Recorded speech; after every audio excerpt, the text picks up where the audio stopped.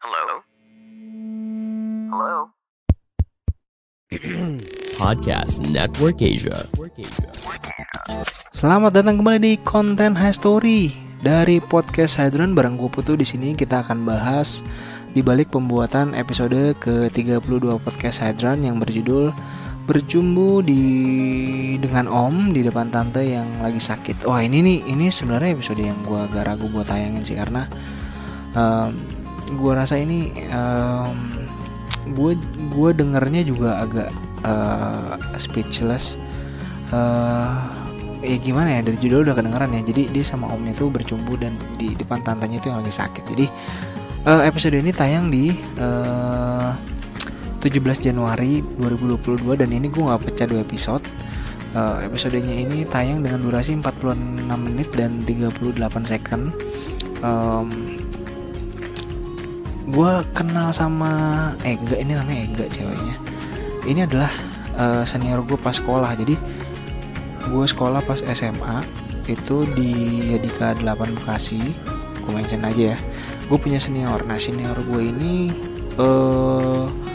justru gue kenal dekatnya itu setelah udah bukan di sekolah justru ya, tapi setelah sekolah.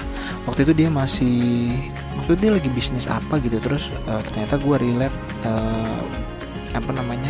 bekerja sama di bidang bisnis yang sama.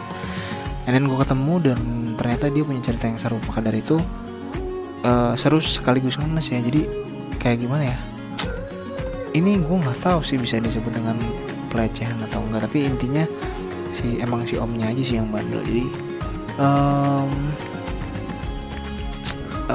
gue agak ini ya, gue ceritain detailnya, mungkin lu bisa dengerin langsung sih. Tapi intinya gini, si omnya ini emang dari gelagatnya udah kelihatan mesum. Maka dari itu dia bisa bercumbu kan sama omnya, dan yang lebih ngenes ya, tantenya tuh lagi sakit. Jadi dia lagi dirawat gitulah. Terus tantenya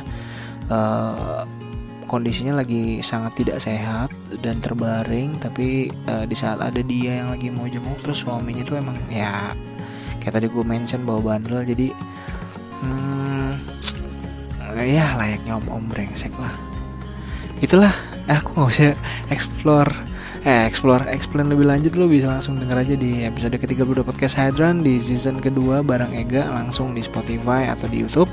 Kalau lo denger di Spotify, jangan lupa kasih review, kasih rating, kasih gue masukan sebanyak-banyaknya. Gue sangat open. Kalau lo mau ngobrol juga di podcast, lo bisa DM gue di Twitter, di Instagram juga bisa, di Facebook juga bisa. 3 sosmed itu sih yang gue aktif. Jadi akhir kata gue pamit dan selamat mendengarkan. Pandangan dan opini yang disampaikan oleh kreator podcast, host, dan tamu tidak mencerminkan kebijakan resmi dan bagian dari podcast Network Asia.